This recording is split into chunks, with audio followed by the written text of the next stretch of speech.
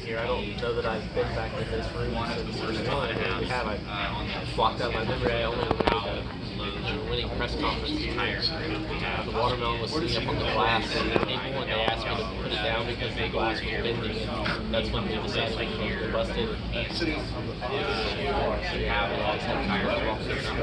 Do you look at, I mean, this being your first playoffs, do you look at everything beyond this as kind of gravy? Like, I mean, do you feel like, I assume if you started the year and I said you're going to make the round of 8, you would take that and go on? Just take it and see where we can go from here. Hired to do a job, and job's not done. The fact that you've never been in the playoffs, is there any benefit to that? Like, you don't know what you're getting into, that you don't know the pressure? I don't know that I'll know that answer until a long time from now. When I look back after doing this for 21 years, I'll be able to answer. You've talked about using these playoffs to just learn and taking all these experiences. Have you taken time to analyze these first 6 races of the playoffs and see what you've done well, see what you need to improve as we attack these next 4? Yeah, a lot of self-reflection, especially last week. Just right. There's things we do good, which we want to know, and there's things we do bad, and we really like that too, and trying to make that same mistake. So, a lot of self-reflection. Do you feel like there's a specific strength that you guys have, especially as we get this round particularly? All 3 tracks, we got the potential to go with.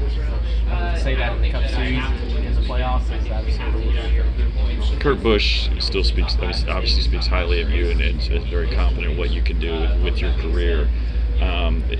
When you were together, what did you ever kind of glean from him, or kind of pick up from him, and just being able to work with a veteran, somebody who had the experience of the highs and lows of the sport?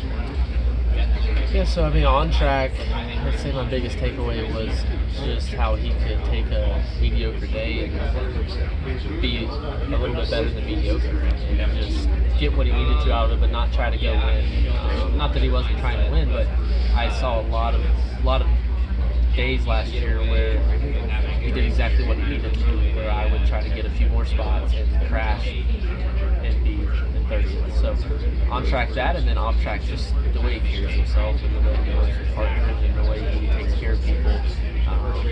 A lot of old school mentality, I think, and you don't see a lot of it on social media. And I don't post enough on social media, but he just did a lot of things that I saw that there wasn't a camera around for, but it was a pinpointed effort to do it. And try to be more like Kurt, and I'll be pretty good.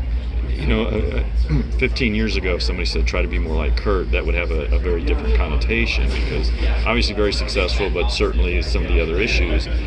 It's interesting the transformation that he has gone through, and I don't know how much you've been able to view, because I know your career's hasn't gone as long, but I'm sure you viewed things from the outside. How have you viewed it from what maybe you saw early on when you didn't know him to the guy that you got to know and see and kind of understand the things that he did and how he is now? Well, look, he's still a Busch, so he's still a little wild. They're from Vegas, right? Like, we all know it. But yeah, I mean, he's here, right? He has just molded himself into the person that he wants to be, and I like to remind him later in his upper years now, as he's older, he's just became this figurehead in the sport that will be remembered and be around for a long time. And he's not one that's going to go away quietly and go live on the farm. He's going to be around, and you're going to see him. And like he said this morning, right, he's still going to be around. So I'm happy about that. Sad to see him having to make the decisions he's having to make right now, but I understand it. And I just hope as a friend he's around, and I know I can always call him. As a round of 8, we've seen so many non-playoff drivers winning. Do you feel like that's going to be or does that just make stage points even more valuable? I have no idea. I've never been in this position, and I don't think that the playoffs and Cup have ever been in this position either. How do you feel about this round, Vegas, Homestead, and Martin? I feel like we have speed, and we just need to keep bringing that speed and putting ourselves in position. And try to do it right. As a competitor and a fan, of course, What's your favorite Kurt Busch moment over the years? Selfishly, just getting to work with him, just getting to be in debriefs with him on Monday morning, Tuesday morning, and just going to him for advice. I mean, even the times where he wasn't exactly happy with me last year, I always remember that. So it's part of being human, and we both learned. I know I learned a lot from it. Did a really good job of helping me be better. What kind of vibes do you get from coming back to this track? I mean, I look at the thing in the middle there and remember your watermelon sitting there, and that the joy of that day. I mean, do you think of that when you roll back in here? Absolutely. I got goosebumps walking in the door. I don't know that I've been back in this room since. If I have, I don't remember. But yeah, it was sitting on the glass, and they asked me to set it down because it was bending the glass, and that's when we decided to go out there and smash it and all video it.